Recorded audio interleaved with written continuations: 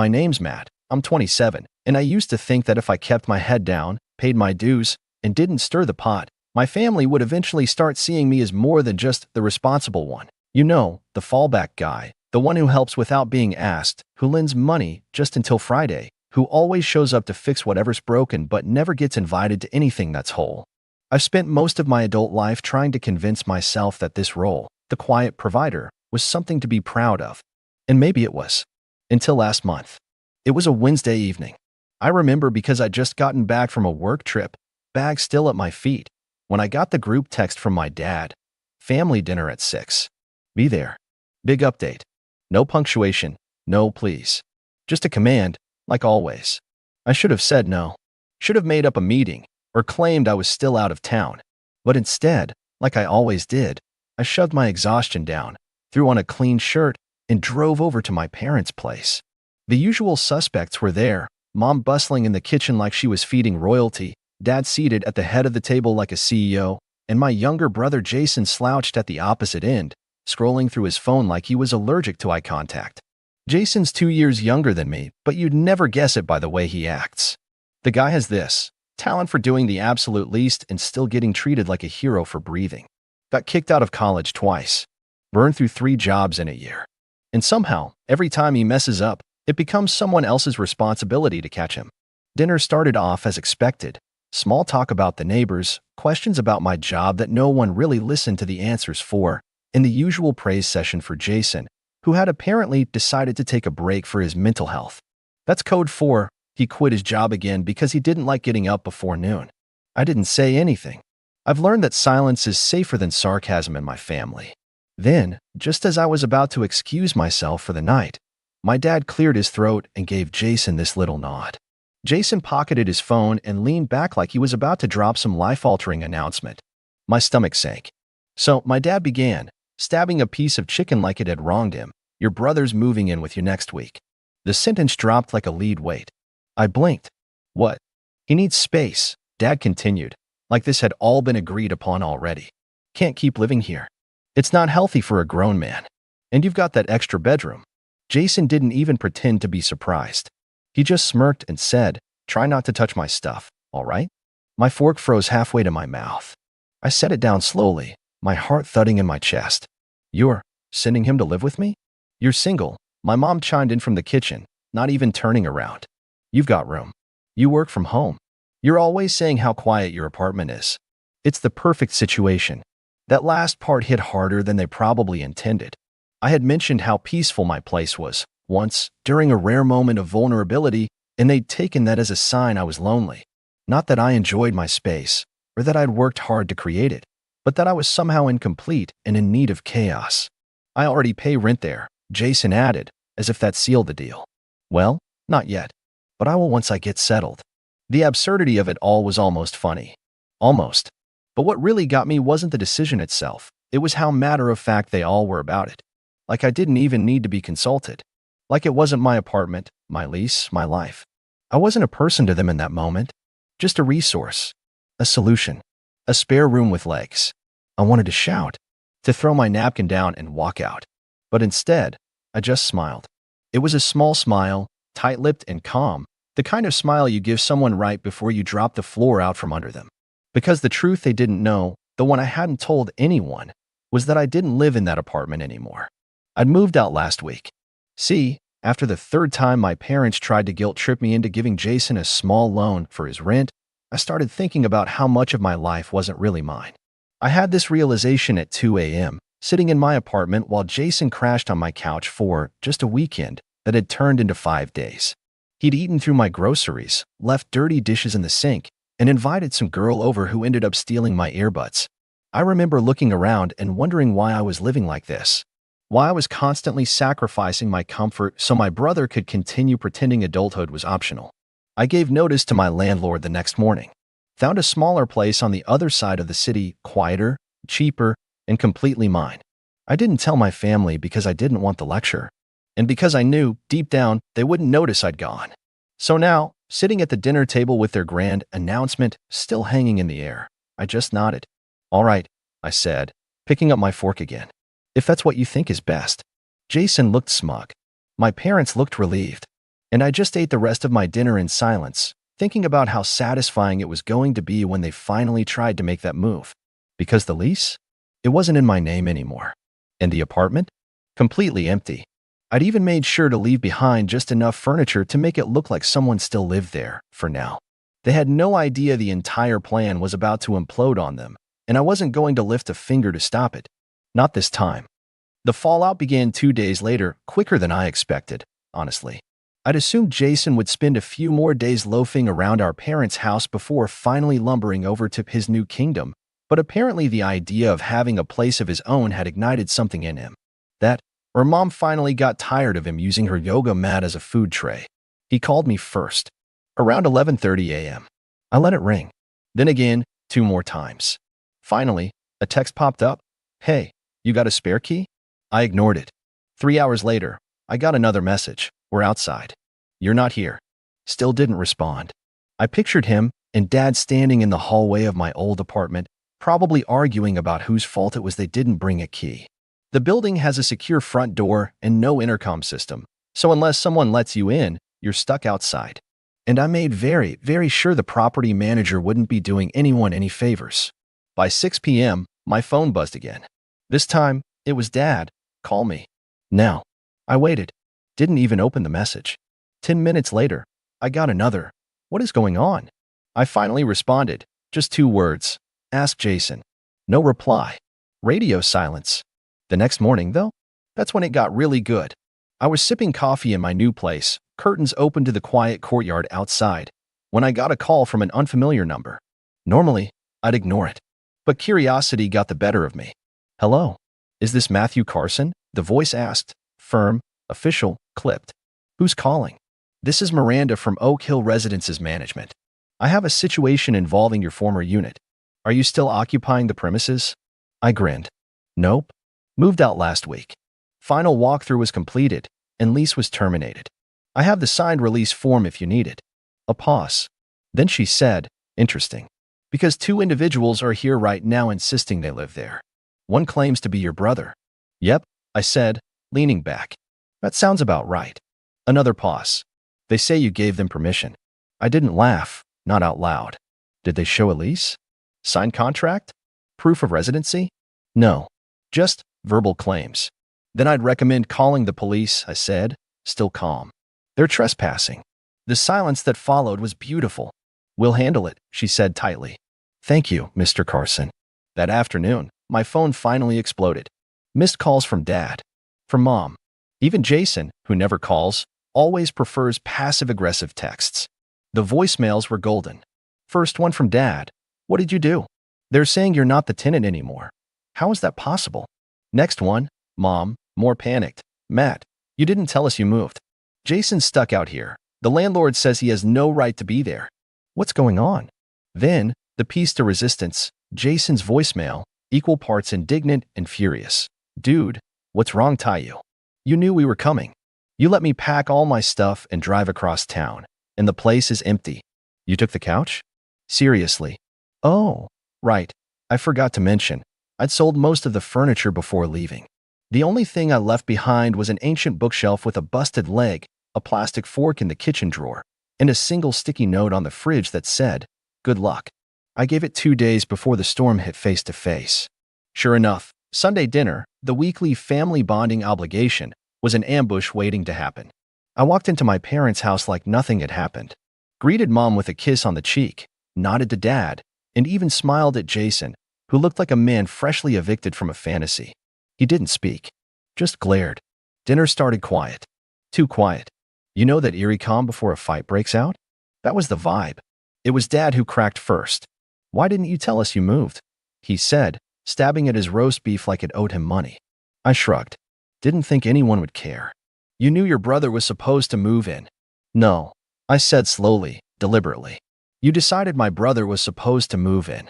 No one asked me." "He's your family," Mom snapped. "You had the space. What were you planning to do? Just let him be homeless?" Jason muttered, "You're such a selfish prick." That got me. Not because it hurt. I'd heard worse from him, but because of how entitled it was. Like I had wronged him by not letting him live rent-free in a place I no longer lived in. So I leaned back, set my fork down, and looked directly at him. I used to wonder why you hated responsibility so much. Now I realize it's because no one ever made you feel the consequences. Oh, please, he scoffed. You think you're better than everyone just because you pay your bills on time? No, I said. I think I'm better than someone who waits until they're outside a locked door to ask where the key is. Dad slammed his napkin down. Enough. You should have told us. And you? I said, eyes on him, should have asked. But you don't ask me things. You assign me duties. You assume I'll just roll over and say yes. And you don't even thank me. You just move on to the next favor. Mom looked stunned. Jason muttered something under his breath. I didn't care. I moved, I said, voice calm. I didn't tell you because I didn't want the pressure. I didn't want the guilt. I didn't want to be used again. I needed a clean break. And if you think that's selfish, maybe take a look at what you were asking me to give up and who you were asking me to give it to. The room went silent. Even the air felt heavier. I stood up, folded my napkin, and looked around at the stunned faces. I'm not angry, but I'm done being your backup plan. Then I walked out. The silence after that dinner didn't last long. 3 days later, the group chat, normally used for birthday announcements and Mom's passive-aggressive reminders, lit up like a firework. Jason had gone off. The first message came in at 8:17 a.m., which for Jason was basically sunrise. Jason texted, "Wow, real classy, Matt. Kicking your own brother to the curb. I've been sleeping on the couch for a week." Mom texted, "Jason, keep this private. We can talk later." Jason texted, "No, they should all know. Matt's the golden boy until he's asked to do something real for this family." I didn't reply. Neither did Dad, not right away. I imagine he was letting the drama stew while drafting some sanctimonious speech in his head. But then, my cousin Laura, who usually stays out of the mess, chimed in. Laura texted, "You were asked to live rent-free in Matt's place and just assumed it would happen? He doesn't owe you that." Jason texted, "Stay out of it, Laura." Laura texted, "Just saying. If I were Matt, I'd be done too." I wish I could say the whole family backed me up like that, but Laura was the exception. Within an hour, I had 3 missed calls from my aunt, 1 from Grandma, and a barrage of messages from relatives I hadn't heard from since Dad's 60th birthday, all politely implying I should reconsider for the sake of peace. Peace. The same peace I'd spent years quietly buying with time, favors, and rent payments. The same peace I was now finally reclaiming. And they were furious I had the nerve to do it. I didn't answer anyone that day. I focused on work, on cleaning, on a grocery run that took way longer than it needed to. And that night, when I finally got back home, I found a letter. Not an email. A letter. Handwritten, folded once, tucked under my door like some kind of declaration of war. It was from Dad. No, dear Matt. No love, Dad. Just 2 pages of tightly written disappointment. How I had embarrassed the family. How Jason was going through a difficult time and I had kicked him while he was down. How I should have come to them first instead of making a scene. And at the end, "You're better than this." That line hit me in a weird way. Not because I believed it, but because it was such a manipulative little twist. The guilt grenade. A subtle attempt to reframe everything I did as cruel rather than necessary. Like I just lost my moral high ground by standing up for myself. I stared at the letter for a long time. Then I grabbed a pen, flipped the last page over, and wrote 3 words in the margin. I finally am. The next day, I dropped it in their mailbox. A few days after that, I found out Jason had tried to convince the apartment management to let him stay until things got sorted out. He claimed he had verbal permission and even tried showing them old photos of himself inside the unit, lounging on my couch like a king. It didn't work. The building had already rented the place to a new tenant, someone who was not thrilled to find Jason loitering in the stairwell like a moody raccoon. I didn't hear this from Jason, of course. He blocked me. I heard it from Miranda, the manager, who called me to give me the update, and ended the call with a dry, "Your brother isn't welcome on the premises anymore." I thanked her, and that was that. Until the family meeting. Yeah, that happened. Mom texted me that Sunday. "Dinner. Everyone's coming. It's time we all talk like adults." I almost didn't go, but a part of me, the stubborn part that had been sitting in silence for years, wanted to see their faces. To look them in the eyes, not with anger or bitterness, but with calm resolve. To show them I wasn't folding this time. So I went. Same house. Same kitchen. Same long oak dining table we'd gathered around every Thanksgiving since I was 10. Jason was already there, sitting stiffly at one end. He didn't look at me when I walked in. Dad was by the window, arms crossed. Mom was nervously slicing carrots she didn't need to slice. And 2 chairs had been set aside. One for me, one for the empty idea of obligation they still thought they could guilt me into honoring. "Matt," Dad said the moment I walked in. "Sit." I didn't. "I want to say something first," I said. "Just so we're clear before this turns into another intervention disguised as a meal." Mom looked up, startled. Dad raised an eyebrow. Jason, to his credit, kept his mouth shut. "I'm not angry," I said. "But I'm also not apologizing. I didn't betray anyone. I didn't sabotage Jason. I moved out because I needed space.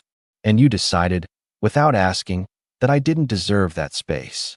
You made your brother homeless," Mom said, softly but firmly. "No," I said. "He made himself homeless by assuming someone else's life was his to live in." Jason finally spoke. "You could have warned me." "I did," I said. "When you were crashing on my couch and left pizza boxes on my bookshelf. When you walked around like you owned the place. When you never once said thank you. That was your warning." The room went still. And then Dad said the thing that changed everything. "You used to be reliable."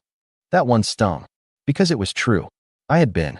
And I finally understood why that word always felt like both a compliment and a curse. I stared at my dad for a few seconds after he said it. "You used to be reliable." The words echoed in my chest, not because they surprised me, but because they confirmed what I'd been suspecting for years. I wasn't a son to him. I was a service. When the Wi-Fi broke, when someone needed help moving, when Jason needed bail money, when the mortgage was short, when the guest room needed painting, it was always me. Never once with a thank you. Never once with an ounce of respect. Just the expectation that I'd say sure and smile while doing it. I exhaled, sat down slowly, and looked at my father across the table. "You're right," I said. "I used to be reliable. Reliable like a spare tire. Reliable like the quiet background noise no one notices until it's gone." He narrowed his eyes. "Don't twist my words. I'm not. I'm just saying I finally understand what you really meant by reliable. You meant convenient. Predictable. Silent. Matt." Mom tried to cut in, but I raised a hand gently. "No, Mom. Please. Let me finish this, just once." She closed her mouth, but her eyes were pleading. Jason was still glaring at me, arms crossed, like this was a courtroom and he was the plaintiff. I moved out because I realized I wasn't living my own life. I was living everyone else's. Paying bills that weren't mine. Fixing problems I didn't create. Giving time I never got back. And every time I asked for a little space, a little respect, I was told I was being selfish. My voice cracked a little there, but I kept going. I let Jason stay with me even after he brought strangers into my apartment. I loaned him money even after he promised. 3 times, he'd pay me back and never did. And when I finally needed a break, when I decided to move and not tell anyone so I could breathe for a second, the first thing this family did was try to hand over my life to him again. Jason finally snapped. "You think you're better than us now just because you moved into some tiny apartment across town?" "No," I said. "I think I'm finally equal. Because for once, I made a choice that was about me. Not about patching your mistakes." "Oh, grow up." "No, you grow up, Jason." My tone sharpened, and he actually flinched. "You're 25 years old and still act like the world owes you a soft place to land. You've never held a job for more than 6 months. You treat people like furniture, useful until they tell you no. And the worst part? You don't even realize how lucky you've been. Because if I'd behaved half as recklessly as you, Mom and Dad would have disowned me years ago." Jason started to say something, but I held up a hand again. "And you know what? That's not even your fault. It's theirs." Now Dad sat up straighter. "Excuse me. You made him this way. You protected him from every consequence, covered every mess, blamed everyone else for his mistakes, and used me as your solution. You told me it was my duty to help him, but you never once told him it was his duty to grow up." "That's enough," Dad growled. "No," I said calmly. "Not yet." I turned to Mom. "You once told me that Jason was going through a rough patch. You said it 3 years ago, and again 2 months ago. At what point does a patch stop being rough and just become the road? You told me I was the strong one, the dependable one. And you're right. But being strong doesn't mean being a doormat." She didn't answer. She just looked down at her lap. I stood up. I didn't come here to ask for an apology. I didn't even come to explain. I came to set a boundary. Jason scoffed. What are you, a therapist now? No, I said, turning to him one last time. Just someone who's done enabling you. Dad's face was red now, but he wasn't yelling. He was clenching his jaw, that silent kind of rage that used to scare me when I was younger. Not anymore. If you all want to pretend like I'm the villain for choosing peace, that's fine. I won't argue with you. But don't expect me to clean up this mess next time. Jason is not my responsibility. This family's problems are not my responsibility. And from now on, my silence won't be either. With that, I walked to the door. Matt, Mom called softly behind me. Please don't leave like this. I paused, hand on the doorknob. Then how should I leave? No one answered. So I walked out. And for the first time in my life, I didn't feel guilty about it. It's been 6 months since that dinner. I haven't spoken to Jason. He moved in with some old friend of his, and last I heard, he got fired from yet another job and trashed the guy's place before skipping out. Apparently, he owes 2 months of rent and left behind a cat he borrowed from an ex-classic Jason. Dad sent me a single email 2 weeks after our blow-up.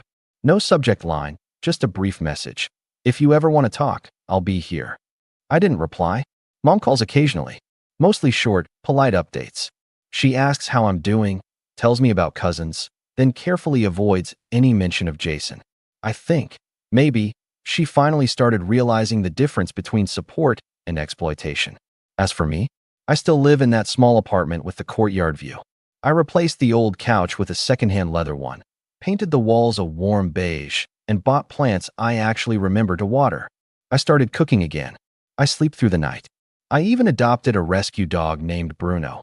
He's quiet, loyal, and the only roommate I've ever had who doesn't steal my food or crash on my couch for weeks. And you know what? I'm happy. Not the dramatic movie ending kind of happy. Just stable, peaceful, whole. Some nights, I think about how long I let myself stay in a role that hurt me, just because it felt familiar. About how many times I let silence buy me temporary peace at the cost of my own dignity. But then I remind myself, I changed the ending. I didn't just walk away. I closed the door, and I locked it.